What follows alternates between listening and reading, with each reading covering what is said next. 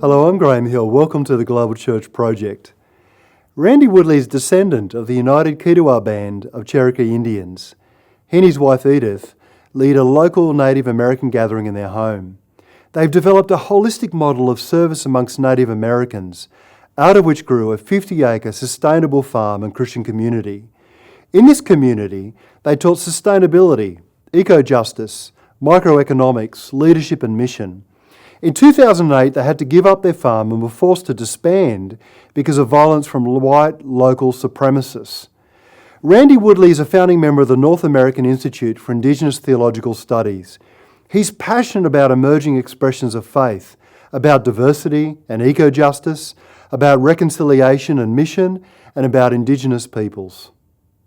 Randy Woodley, welcome to the GlobalChurch Project. You've been involved in Indigenous leadership over a number of decades, and that has come at a personal cost and a cost to your family, and you've had to deal with political, racial opposition, and you're currently living at Newburgh in outside of Portland. Make sure I get that right. Yeah. Can you tell us something about the ministries that you've been involved in over these decades? What have been the joys, the struggles? What's been your experience? You're going to put me through that, huh? So, I lived through it. So it's some of those memories I'd like to forget. Yes. So we began in sort of Native ministry as a missionary in Alaska with Indigenous Alaskans. And those are my 2 years I call my missionary oppressor years. So that's when I learned, it really hit home with me that there's got to be another way to do this where I'm not oppressing our Indigenous people. And so I knew that my own Keetoowah, Cherokee people had gone through these kinds of things, and I saw what I was doing up there, and so I ended up going away to seminary. Been in Native ministry, I guess, ever since, although if you're in Native American ministry in America, it really means that, and you're doing it well, I think more than anything, you're a missionary to white folks.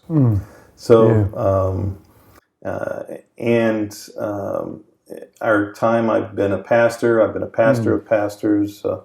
I've been at Indian College as a dean of students. I've been a community organizer, and now I find myself as an academic.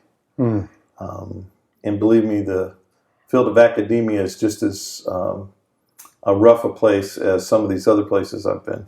Yeah. And mostly it was people who, for political organizing or for bringing up racism, which is almost ubiquitous in America. We find ourselves in trouble. I've lost a job. We've been moved out of a home and under gunfire from a 50 caliber machine gun for trying to do what we feel is the gospel. So, but there's been a lot of joy. We've created something we call Elahe Village for Indigenous Leadership and Ministry Development, also Elahe Farm, and it's a permaculture regenerative farm, and have tried to make a place where we can bring Native leaders to experience each other. So we've never felt like we have all the answers, but we felt like when we bring the right people together, we can come up with answers. And so more than anything, we've done a lot of hosting and gathering, and I can't give you my 15 discipleship points to create a Native leader, but I can tell you when we all sit around together, we can figure those things out. And so it's been there's been a lot of joy seeing folks go off and do things and try things, but more than anything, I would say it's the way. Our influence is more about helping people find another way to do things and to journey and to think of themselves, and so we're most concerned about getting to decolonizing their Christian experience, I think. Can you tell us something about the Master of Arts in Intercultural Studies program that you're heading up? Yeah, so it's the only, that I know of, only Indigenous master's program in a sort of a Christian realm in America. It was created, it grew out of our Elahe village experience that a number of us, doctors, the late Richard Twiss, Dr. Terry LeBlanc, Dr. Ray Aldred, and myself basically created a Master of Arts in Intercultural Studies and partnered with George Fox Seminary. And now we offer that. It's Indigenous led, it's Indigenous taught, Indigenous administrated, and it's predominantly online. And even though there are some local students as well who are in that program, but and basically we concentrate in two areas. We teach all the same things they might teach at another seminary, but we look at everything from a sort of a decolonization and indigenization mode. And so even the white students, everyone we feel needs to decolonize and to indigenize. And everyone's indigenous from somewhere, right? Yeah, If you that's right. So that program, this is the third year we've operated it. We've had a couple graduates. I think by the end of the summer we'll have had 5 graduates. It's not a large program, but I think it's very effective. Yeah. But that's on an academic realm. Elahe Village and what we're trying to do here is not always academic. We're trying to just get people in the field to come together and talk. So we're not restricted to academics. Yeah. So who are some of the peoples and groups that actually do come together and talk about these issues? Yeah, so mostly it's been for us First Nations Canadians and people across the United States. What we found when we were doing this in Kentucky and having our schools, we started with extended weekend schools. Elahe Village was supposed to be, we had a 50-acre farm. It was supposed to be sort of a Native American version maybe of like L'Abri, Francis and Edith Schaefer's L'Abri, the idea come and work and learn and come for a weekend or come for a week or come for a month or come for a year and be a part of the community. And also probably infused with something like what we call the Highlander School. And I don't know if you're familiar with that, but the Highlander School was under the direction of Miles Horton and Martin Luther King Jr., Rosa Parks, SNCC, the Student Nonviolent Coordinating Committee, Andrew Young, a lot of the civil rights leaders and others over the years were trained there. So we sort of saw it as a combination of those two type visions. And so our time together would, I think, both inspire. We would do ceremony. We would just eat together, talk together, and have some formal sessions as well, but not so much the formal. And by the time people leave, they have created something new with different people in the room and different times in their lives and different experiences, and it becomes something that the world has probably never seen or heard of before. And we were being pretty successful at those. About half of the students who were coming, students, it would be anywhere from 17 to 70, right? But were Native, First Nations, what we call Indigenous People of Americas, and about half of them were non-Native. So there's a lot of interest in white folks and non-Natives. And half of the white folks who were coming, or non-Native folks, in other words, a quarter of the total, were actual people ministering among Native Americans. So, and that's where we saw probably our greatest influence, is to be able to take people who have been sort of trained in one missionary worldview and method and to say, oh, there's a whole nother way to do this. And it's not just the product, but it's how things are done. Right? In your dissertation, you looked at how Native American values might potentially be integrated with Native American theology and mission. What did you find in your research? Yeah, so I had some suspicions, some hunches of my own culture and some of the other Native cultures that we'd been around, and I wanted to sort of pursue those and find out. And so what we looked at basically representations from about 45 tribes across the U.S. and Canada, and came up with 10 native, widespread native values.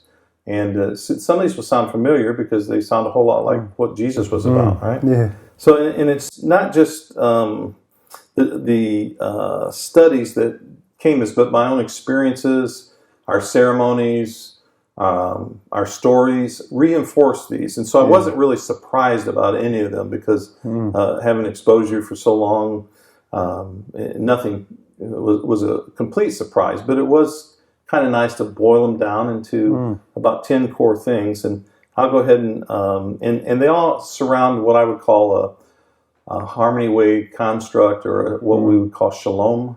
I basically use Walter Brueggemann's ideas of Shalom, and found that there's a whole lot of similarity between our harmony ways and Shalom. And in my own cultural experience, I knew that we as Cherokee people had a construct we call Deyukti, or Elohe is another way of saying it. And so I found out that a lot of tribes do, and maybe most. And actually, to go even a bit further, this wasn't my research, but I've come to believe that all Indigenous peoples, or at least most Indigenous peoples, because I've talked to Aboriginal folk and Maoris and Samis and Filipino Ikalahans from the mountains of Luzon, and all kinds of people all over the world who say, yeah, that's what we believe. That's part of our ideas. And so I think, and I asked Walter Brueggemann this one time when I met him, I said, do you think Shalom, basically the wide construct of Shalom, is the original instructions of humanity? And he said, absolutely. So, but some of those 10 things, tangible spirituality is really the first one. So it's not abstract spirituality. It's not based on something that we create. It's a belief in the great mystery or creator. The land and the water are both natural and spiritual. Practicing our ceremonies and traditions, which are very symbolism is very heavy within that. And authority comes from reflected experience, and all of that would go under tangible spirituality. A life governed by harmony, which is really the crux of seeking to maintain balance in all of life and the interconnectedness of all of life. Seeking peace whenever possible. And it's more cooperative as opposed to competitive. A little different than your basic Calvinist presuppositions, but human beings would be seen as mostly good with a little evil. Yeah. And so in trying to balance all of life. And then a natural connectedness to all creation would be number 3. With the reciprocity that we give and nature gives, and we owe each other back and forth. Human beings are not the pinnacle of creation, but we are just one part of creation, and we have a role to play that's different than everything else. Gratitude is expressed in ceremony, and learning with creation is a dynamic process that goes on all of our lives. And so that's number 3. Number 4 is that community is essential. So that's very different than sort of a Western worldview, right? And by essential, I mean we're lost without it. Yeah. So women are sacred, children are loved and seen as sacred, elders are respected, family is vital. Family is always being expanded rather than becoming smaller. We're always inviting others into that family experience, and it's all integrated. Number 5 would be the sacred necessary humor. So so humor is sometimes built in ceremony, and it's also impromptu, and that humor is a catalyst for humility, right? Yeah. So humor becomes that thing that reminds us that we're just human beings. We have a saying in a lot of our tribes that creators, you look down on me, remember it's kind of like a prayer, sometimes it's in songs, and remember I'm just a human being, right? So it's good to be human. It's because we know we're not God, right? We know that we have a certain role to play. Number 6, cooperative form of communality. So consensus, that journeying together and everyone having a say gives dignity to everyone. So you have a place in community and high degree of tolerance. So there was we never had any religious wars in America before the white man came. So there's a lot of allowing of other people's beliefs. Diversity gives strength. Homogeneity would be a way to weaken things. Diversity gives strength to things. Number 7, orality is a primary communication level. Our words are powerful. They're really primordial in some senses. If you have to, so in our understanding, is the more you have to explain it or write it down, the more suspect it becomes. Right? So you can imagine what that means with treaties. Yes. Number 8, present and past time orientation. And this is, I think, one of the main differences, sort of indigenous and Western worldviews. That there were some studies done back in the 60s called value studies. And one of the things they found was indigenous folk sort of live in a present past time orientation, and Western folks in a more present future orientation. And if you think about that, and we may talk about this more later, about just mention now, if you think about that, it's sort of like the future is not happen. It's abstract. But in America, we pride ourselves on, Western folk pride themselves on, we pick our own self up by our own bootstraps and we move ahead and we create. So you can recreate yourself in every generation, right? So you're actually creating reality. And you're moving in a reality that's not real, in a sense. It's abstract. But in indigenous thought, it's what's been done before. What has the earth done? Are we living with the cycles of the earth? Are we having our ceremonies? Those things all are what got us through the future before. And we know what we move in from the past will get us forward as we continue. It's very different. The last couple, open work ethic, which basically just means purposeful and meaningful work rather than sort of creating an artificial time where you go to work and punch out and all that. You work when there's work to do and you rest and play when there's not work to do, right? I like that. And the final thing is just great hospitality and generosity. So again, ceremonially and lots of other ways we have ceremonies of gratitude and ceremonies of generosity and just a great sense of hospitality, which of course is the first step of Shalom, right? It's extending yourself, and we know from Middle Eastern cultures and everything about all the stories about hospitality. We know for Jesus what that means, and so for Native people, that sense of first opening up and giving people a chance and allowing hospitality is really the most important thing, and that happened with first contact with the whites, invariably. Maybe not every single time, but almost every time, because that's a widespread value. So those values I found, just about every one of those things you can find in Jesus, right? But somehow the West has forgotten a lot of those values. So I think that's one of the reasons we need to talk about why the West needs indigenous theology.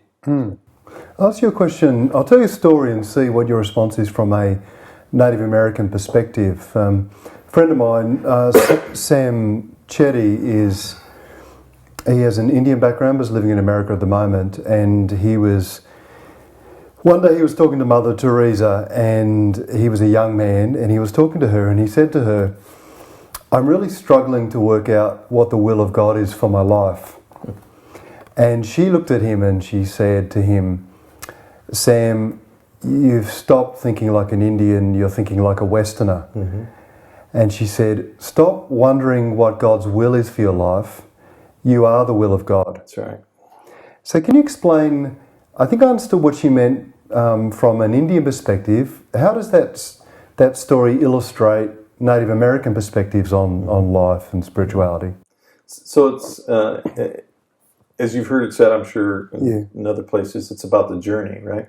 So in the West, the emphasis is on becoming something, right? So we have to do so we become. And truth is we already are. we are, and every minute we lose trying to become something new, we lose more of who we are. We lose ourselves. Now, that's difficult in a society that's so disjointed and fragmented that no one can find their place anymore. But in a secure community, you're secure because of the community. You know who you are. And so that's the constant pressure of colonization on indigenous folk and everyone, is to say you have to perform, you have to, this competitiveness, rather than just rest in who you are and allowing your gifts to come forward. It's sort of like I have to prove myself. In Living in Colour, you say we never would have just given a paintbrush to Picasso and one colour and said, go and do something, or given Beethoven one piano key to play with. And yet we seem to have done that in terms of our understanding of the Creator. What's some of your thinking there? I think homogeneity is, of course, I think there's some merit to it. I think it's a good thing for people who feel comfortable among, quote unquote, their own kind, to be able to have that safety and security sometimes. But I don't think we're ever meant to live that way, right? And there's some wonderful stories in the scriptures. That whole command in the garden is, go out and multiply and fill the earth. And so people go out and multiply and sit on the plain of Shinar and build a tower, right? Yeah. And so God's purpose was for everyone to go out and to become different, because we know naturally you become different when you go out, and different geographies, different languages, different. And so God gives the blessing of the different languages and speeds the process up. And then I think Paul answers that for us in Acts 17, 26 and 27. And he says, why? From one man he created all nations of men. Why? So that they might reach out and find him. Well, that's a funny way of saying it, isn't it? Because if I want you to find something, I'm going to just set it in front of you. But our Creator's not that way. The Creator's much smarter. And so what he does is he places those perspectives and those views, those languages and those cultures throughout the whole world. And then he says, now find me. And we find him in each other.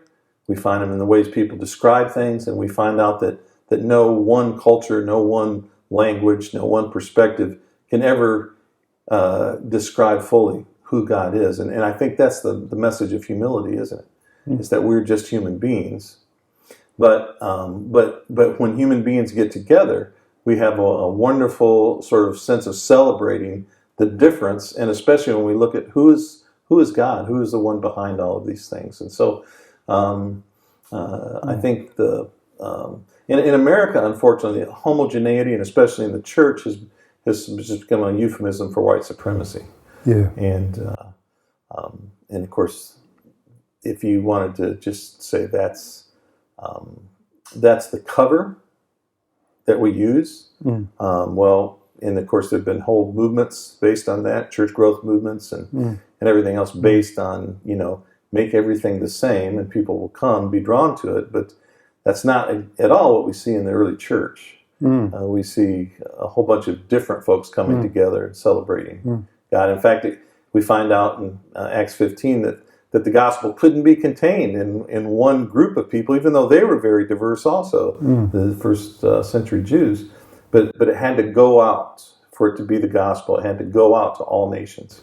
Yeah, well, sometimes if I think of the movements of the story as metaphors, so Tower of Babel, Pentecost, Household of God, New Humanity, sometimes it feels to me like the church finds itself at the Tower of Babel. Oh, yeah. And hasn't discovered Pentecost, or the new humanity, and it seems to be something that really inflicts the Western Church, I think. Yeah, and again, give the artist one color and give the musician one note, and they find out that they're really not producing much. And I think that's sort of where Western, especially Western white culture, is right now in terms of its service to Jesus. It's really not producing much. I've had discussions with a number of people about the kind of white cultural captivity that plagues the Western Church today. It isn't just in America, it's in Australia as well. What's some of your thoughts about how that is manifest and the role that the whole church has in beginning to kind of deconstruct that. I'll give you an example of this. There are many denominations, for instance, that have immigrant ministries. Mm-hmm. Those immigrant ministries, normally what that means is they're off to the side. They might get a little bit of funding if there's any funding left over. They're kept out of the centre of where power and control is. Exactly. And it just seems to pervade so much of church life in the West today. What is my real question? I'm not sure whether my real question is, how can it continue, and how is the church so blind to it? I'm sure Jesus asked the same question, right? So, of course, it has to do with power. It has to do with giving up power. And my understanding, as I understand the scriptures, that is what Jesus is about. He wasn't born with a whole lot of power. Well, the power he had when he was born, he gave away, according to the kenosis. And then the power that he had, being virtue of who he was as a citizen, he had a little power. He was a man, He was born out in the outer regions, the sort of what we would call a hillbilly. But we know those Galileans were sort of hillbillies because they detected Peter's accent, And they said, "Aren't you one of those guys?" Probably said, "Y'all." So. But he had some clout. He had a little, and he was seen as a rabbi. But what he did was he used his power to empower others, right? So he used this to the most marginalized in society, to the outcasts, to the lepers, the prostitutes, the amhares, the tax gatherers, anywhere that people's dignity was being taken away. He used his power to restore that, and we've forgotten what the gospel is about. We have created something that we can control very easily. It's about this thing we call evangelism. I don't think that's what evangelism actually is. But we've gotten so concerned about this, going to heaven, that we've forgotten that the gospel is about being on earth and doing God's will on earth, and so we don't use that power that we have, and some don't have a whole lot of power. But I have power. I'm an academic, so now I have power. I didn't have power before, and I have to wrestle with what's that about? What do I do, and how do I use it? And that's part of what we're doing, is to create a place where you don't have to pay a lot of money to come and talk about Jesus and with others in an educated way. So, but you use that to empower others, and you use that to create channels for wealth to go in the right places to the people who are using it to do good, and so one of the questions that always gets asked to me, I always have white students who say to me, "Well, do you know of any instances in history where people who were in power willingly gave their power up? Don't you think there's going to have to be some kind of violent revolution or something like that?" And it's a good question. It's a valid question. But even if the answer is no and remain no, there are sometimes you just have to keep moving ahead because it's the right thing to do. I think it's Peter Berger who said, sometimes you stand and you beat your forehead against a brick wall, even though the forehead's going to bleed and bruise and the wall's not going to move, just because it's the right thing to do. And if Jesus says do it, then that's what we need to do. Do you see examples of where people are expressing the new humanity? People are overcoming some of these prejudices and cultural dominances, or whatever you want to call them. Where do you see signs of hope in the church today?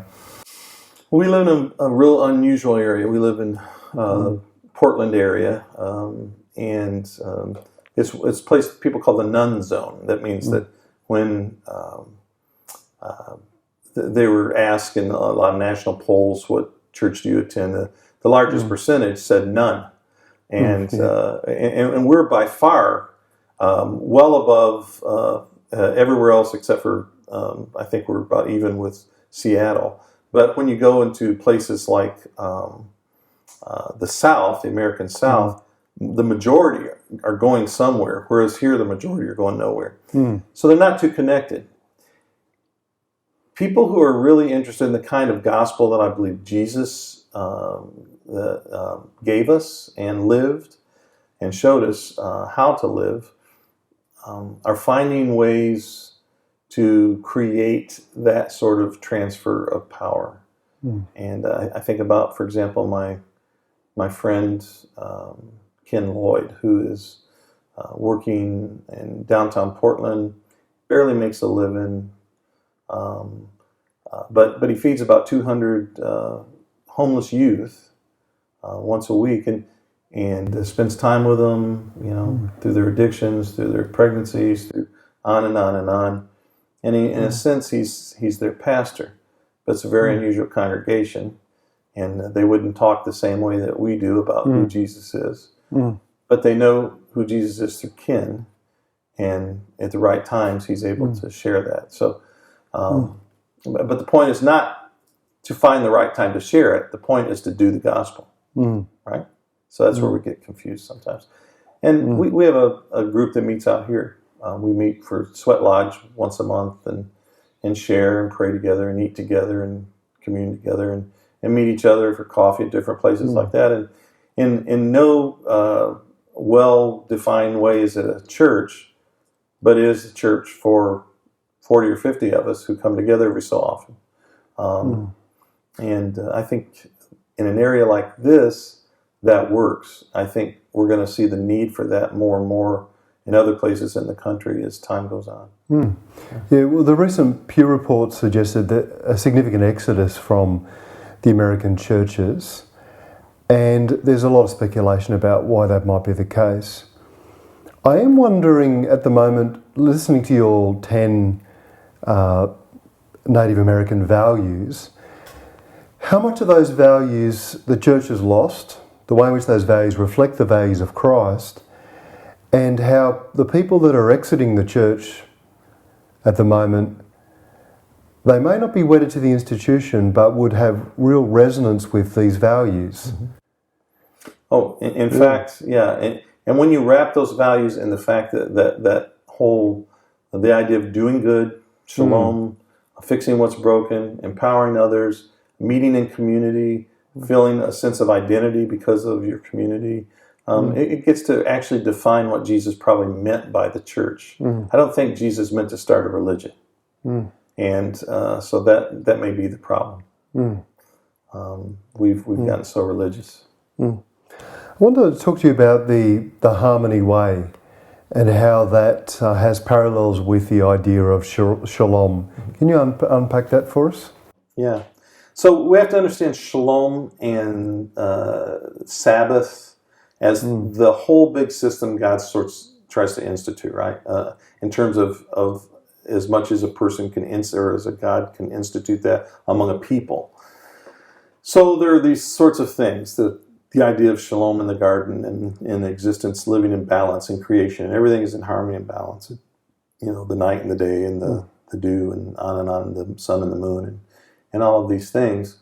And then as Israel is becoming a people, they sort of get these instructions of taking care of the poor and restitution and sort of taking a rest yourself and understanding, because God's the one who rests. God's in as Walter Brueggemann says, God is differentiating himself from the gods of Israel, who are constantly doing, who are constantly saying more and more and more and more. We need to produce more, and just stopping and saying, that's not who my God is. My God is the God who rests and says, you can rest, it's okay. And wonderful things happen when you rest. You just get to rest for a day on the Sabbath week. But in the Sabbath year, you one of the things you do is you leave a seventh of your field for fallow, so that wild animals can eat and the poor can gather, where things are what we call volunteers on the farm. They just come up naturally after you've planted a while. People gather. If you forget, your wheat out in the field, leave it.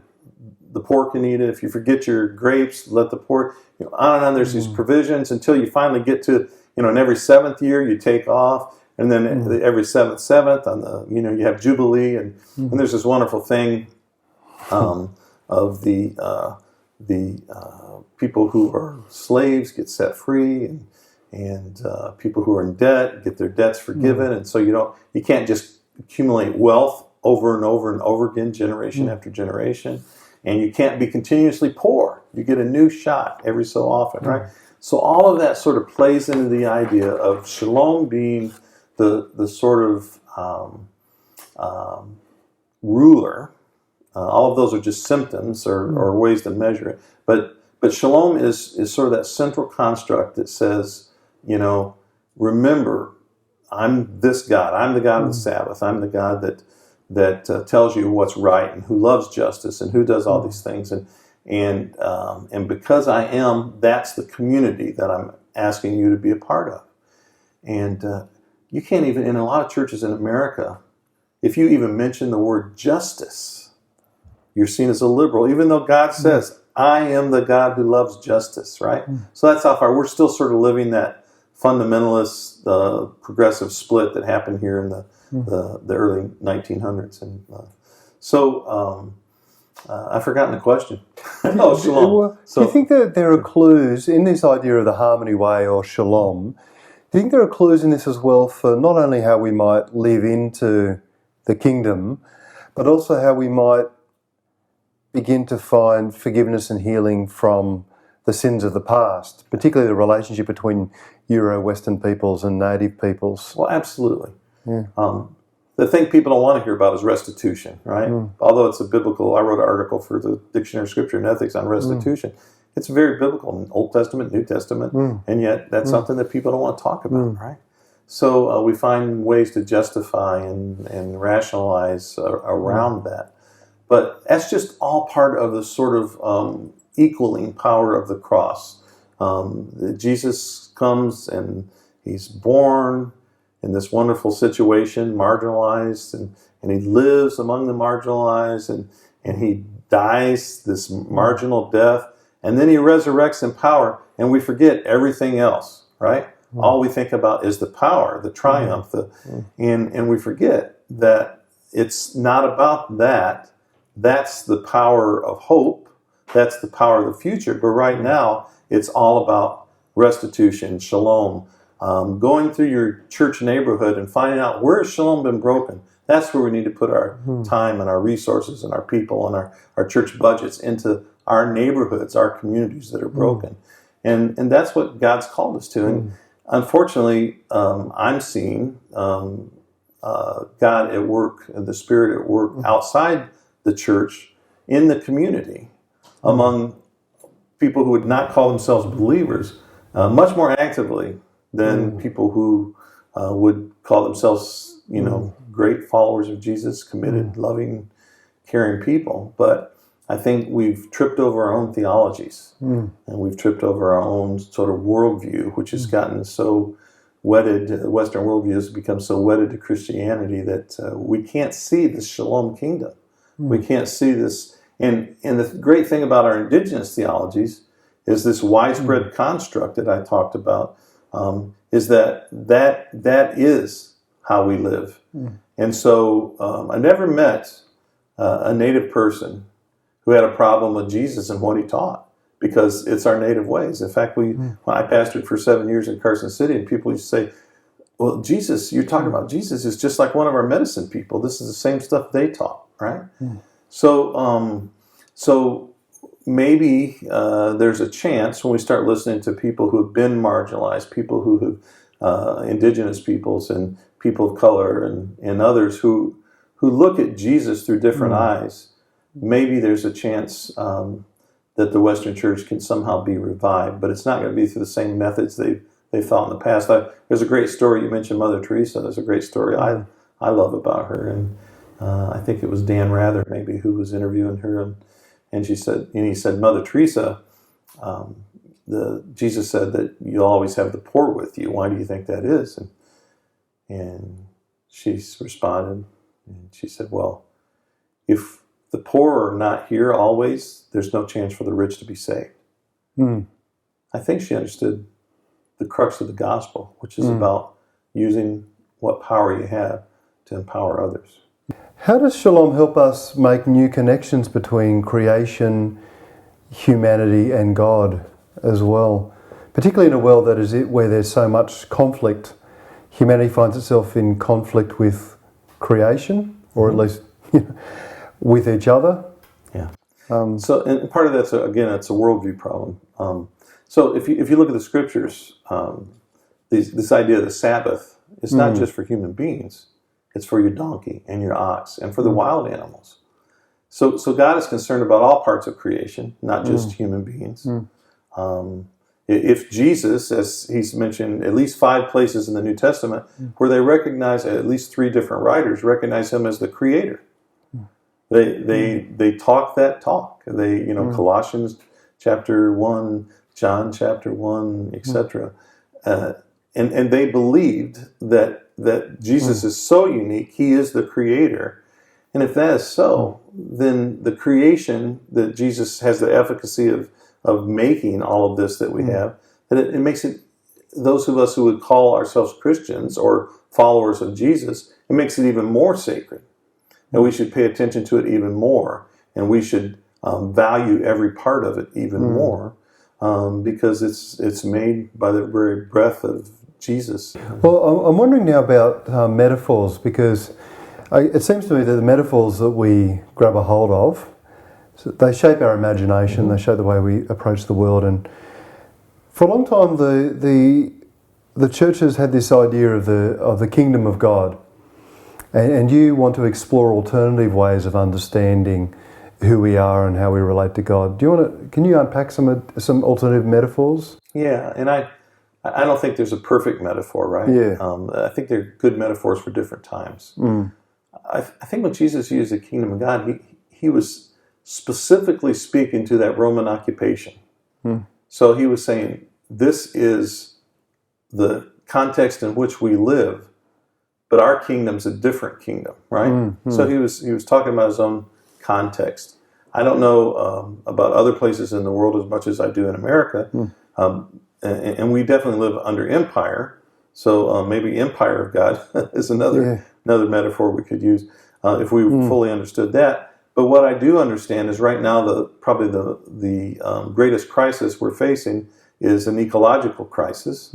I don't think the Earth's going to have a problem continuing, but I think human species may. And so I think in this context, that idea of us being a part of the community of creation, that every part, God's fingerprints, the DNA of the Father, the Son, the Holy Spirit, is on every part of creation, that unity and diversity. And if we can begin to see that, I like that metaphor, community of creation, because it helps us to see much broader. So there's so many religions and philosophies that have human beings on top. Evolution, for example. Human beings are the pinnacle of creation, right?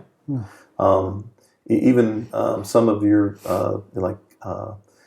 Hinduism and Buddhism, reincarnated Buddhism, reincarnating as a human being is the highest point. Certainly in sort of a lot of traditional theological traditions, human beings are the pinnacle of creation.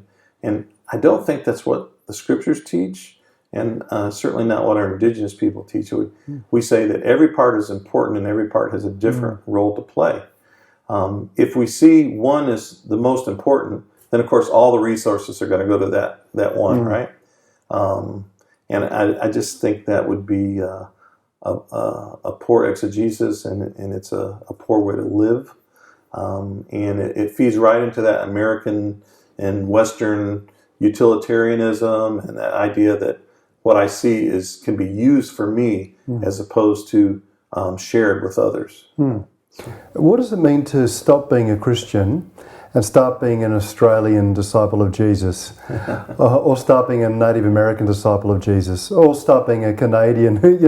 What does it mean to move away from an institutionally shaped and connected faith to one that is about real discipleship. Yeah. Sometimes I think the idea of heaven, if you want to think of heaven as something that you go to in the future, and it's, our traditional ideas of the clouds, and that God's going to be waiting there in a 10-gallon hat with a Texas accent, right? And speaking English. I'm pretty sure God has no preferences. And I think what that means is, I look at it both practically, but also just historically. I think for me, it sort of, there was a pivotal time in the church. A lot of people will go back to Constantine and say, well, Christianity has sort of been corrupted ever since the age of Constantine, right? I think it's a lot farther back. I think it goes back to probably about 100 AD to Ignatius of Antioch. And what he did was he contextualized the gospel for his times. And what he did was he created like bishops to match field marshals and pastors to match captains, and sort of a military hierarchy, which almost always ends in some sort of hegemony, some sort of misuse of power. And that's been our primary organizing principle ever since. Jesus said some pretty simple things about that. He said, don't lord your faith over others the way the Gentiles do. And he never sort of created this hierarchical structure, but we see that has become the norm for the church. And I think that alone, there's a lot of things, but that alone becomes one of the most, the greatest stumbling blocks and probably the most hideous sin of the church, one of the most, is to create hierarchies where we try to control others. And that's really the problem with the church, is that, control, and whenever we're in control, I would say that God's not. The Spirit can't be in control when we're in control. God gives us the prerogative to either allow God to control us or for us to control things. And we call it free will. If we're not exercising, if we are exercising our control, probably the gospel's not going to happen, even though it might look like the gospel, smell like the gospel, taste like the gospel, and sound like the gospel. It's not the gospel, because the gospel is not about controlling others. I know in some ways it's become a bit cliche to talk about Indigenous cultures as being story-oriented and focused on narrative, but I want to ask you a question about that, how that operates, and what window that gives us into the gospel, what window that gives us into what real discipleship to Jesus looks like. Well, let me turn the question around and sort of decenter the Western propositional worldview as the measurement, right? Yep. And let's just say that that probably 70 to 90% of the Bible is narrative. So the perversion is to take that narrative and create propositional truths. Story is normal. Yes. And so as we tell the story, some of my colleagues, my Indigenous colleagues, disagree with this. I'll just say that right out front. But I don't think we should have ever had the scriptures translated for us. And we still haven't all done that, right? But we already had a vehicle, just like Israel, of old, anyway, ancient Israel. We had our vehicles, and that vehicle is orality or narrative or stories. And that's how we tell things. And that's, of course, how the scriptures were written by and large. And so when we take it out of that context, that's what we need to justify. Like, why would we take it out of the beauty of story? Why would we, And so, we create numbers and chapters and verses, and instead of telling the story, we're bound by all these extrinsic categories. If we could just tell the stories as they relate, and relate the stories to us, and see how we relate to the stories, or where we find ourselves in the story, I think we would get the meaning of the gospel a whole lot more. Whoever heard of someone doing a exegesis in Scripture? If they did, they were awful poor at it, let me tell you. And yet that's what we consider to be biblical truth today, right? So I just turn back around and say, that's normal. Yeah. What do you think is most misunderstood about Indigenous cultures? We are the ever poor and needy Native people who need salvation and help and restoration and everything from white folks. And they've made sure the governments and the missionaries together are both culpable, that we are needy and that we don't, and yet we have a richness still, even in our dysfunction, that white folks are yearning for and going out and dying for and searching for because they've lost that. And so what we have to offer is that sense of simplicity, the fact that we are poor, the fact that we are needy is actually what can help them. But as long as they only see us as people who to give to rather than receive from, they're not going to get the help. So it's this exchange, this reciprocity that has to happen.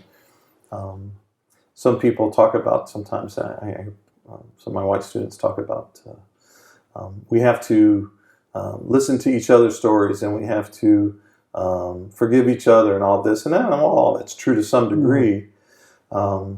It's sort of like I thought one day about, you see my little dog running around here, and when we first got it, I get up in the middle of the night, go get a glass of water, and actually I kick the dog. Well, the dog had to learn to move when the big 300-pound guy is coming through the room, right? Yeah.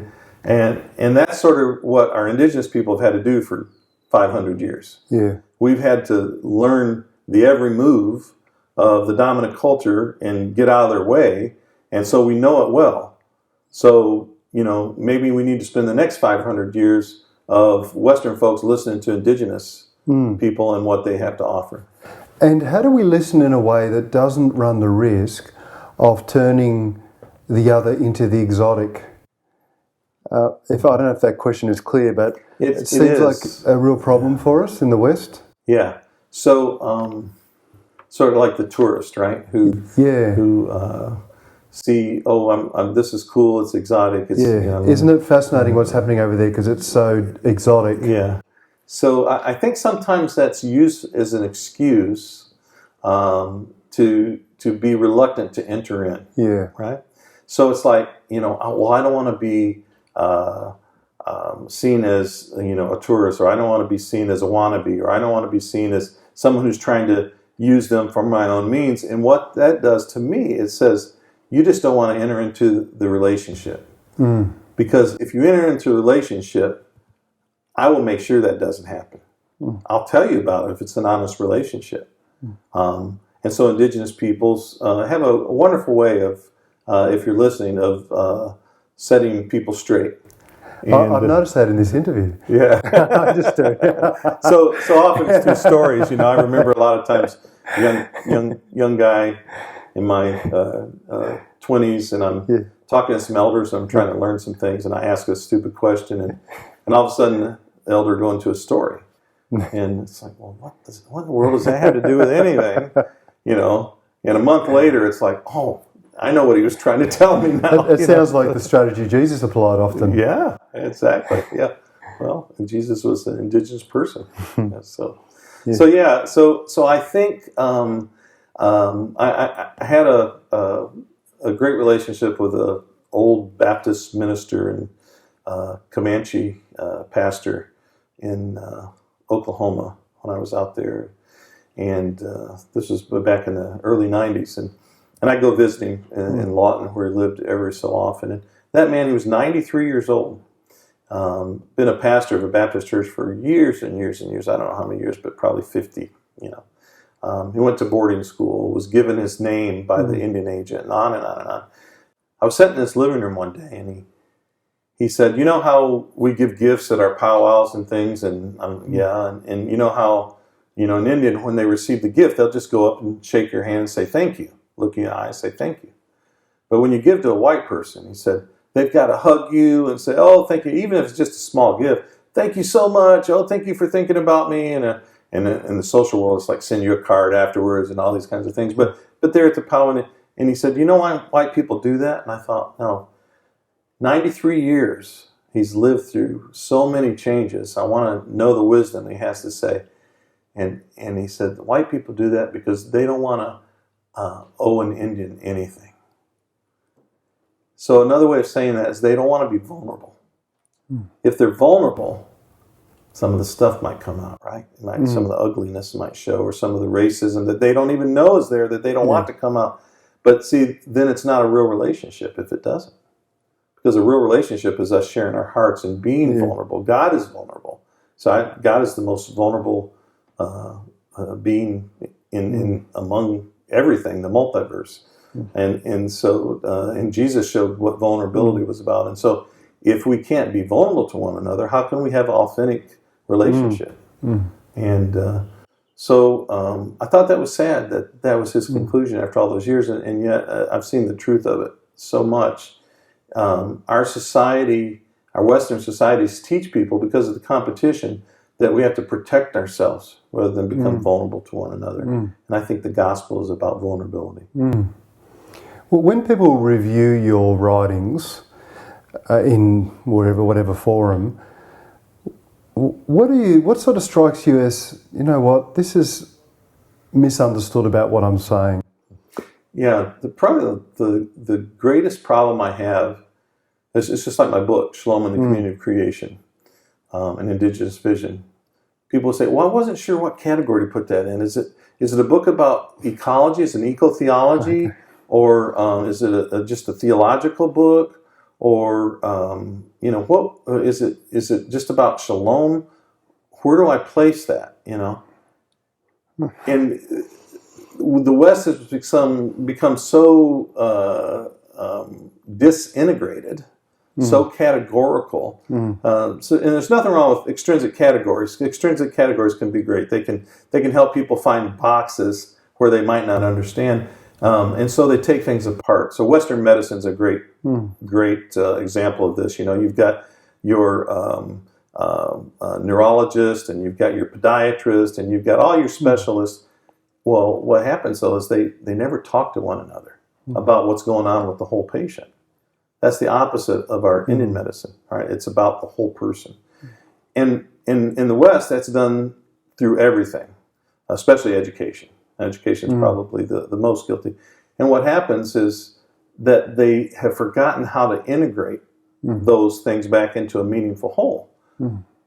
So, for example, on our 3 and 6 year review as a professor, we have to write these plans and talk about integration as one of those. Well, my problem is categorization, because I'm naturally integrating all of these things all the time that they don't see. When I was a PhD student, my 2 native friends, Richard Twist and Terry LeBlanc, we would sit in class, and as they begin, the instructor would talk, the professors would bring some things out, and we were already integrating it, and we would notice it took a lot of the white students, and some of the Africans the same way would be integrating, and it would take them another 30 minutes to sort of figure out what all this means, but we had already integrated it. So I think this gift of integration is one of the great things that we have to offer. Again, categorization is, I call it putting Humpty Dumpty back together again. We've learned how to take these things apart, but we haven't learned how to put them all back together. I want to ask you what you think the new humanity looks like. Now, one of the main reason I'm asking this question is that often when I hear people talk about a multiculturalism or something, or we want to be multi-ethnic, what they often really mean is they want like a white cookie with some sprinklings. So you've got your base, and we're actually multicultural. Unfortunately, I'm diabetic, so I wouldn't be able to eat that cookie. So what do you think is the biblical Christ vision of the new humanity? Yeah. So I think the gospel, if it's anything, and we love to talk about the universality of the gospel, but it can't be real if it's not local, right? And so there is no prescription for that. There is no design. We've tried to box all kinds of church growth programs and everything else up to design them, and it's wonderful, capitalist sort of way of thinking. But the truth is that I think the gospel happens when local people come together and are empowered, back to what we talked about before, and empowered in the right way, and they create something new. And that's how it happens. You can't design it, but if everyone is sharing equal power, you can come up with it. It's a messy process. That mess, I think, is exactly what it means to draw people to Christ. Is that they look and they go, I don't know what this is, but I like it. It feels right. There's something good about it, and now they become a part of that mess, right? And so that whole messiness of the gospel is done locally, and so who's local? If there are Eritreans and Ethiopians and Irish and on and on and on, is that who they are locally, then now it's a local congregation with local theologizing and local everything else. The problem is that what we've done in the West is said, this is what the gospel is, now we can add everybody else to it. That's not the gospel anymore. It has to be coming from everyone's understanding. Is there anything else that you want to say to us today? Two things. One is, if they are Western thinkers, so anthropologists used to say that a worldview is immutable, right? And that's when they only understood their own worldview, basically. But since then, they found that we can actually change worldviews. That some people, there's a new term in anthropology, fairly new, called Indigenous Cosmopolitanism, where you can sort of think in several worldviews. A lot of us native folk have to do that. We're living in two worlds. And you can understand what people mean, so you become a sort of a perfect bridge between both worlds. But people of the West are going to have to discard a lot of the Western worldview. It has not done the world any good. It's not done the church any good. It's caused a whole lot of destruction, a lot of violence, a lot of war, a lot of greed. And a lot of that has become so integrated and ubiquitous within that worldview, that worldview doesn't mean everything in Western worldview is bad. I would not say that.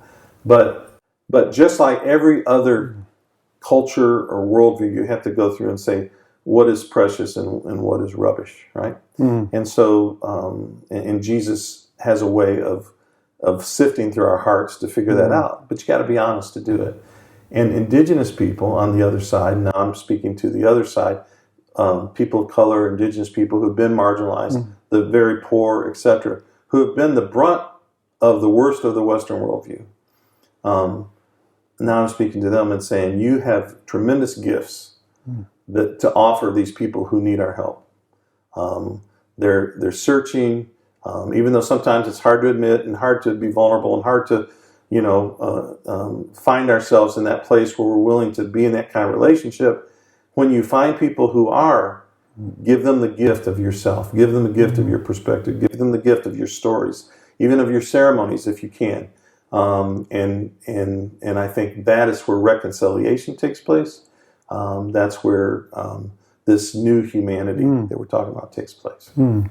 Thank you for joining us at Global Church Project. Thank you. Thank you. The Global Church Project is located at www.theglobalchurchproject.com. On our website, you'll find a wide range of interviews and resources for colleges, universities, and churches. I look forward to your company next time. From me, goodbye.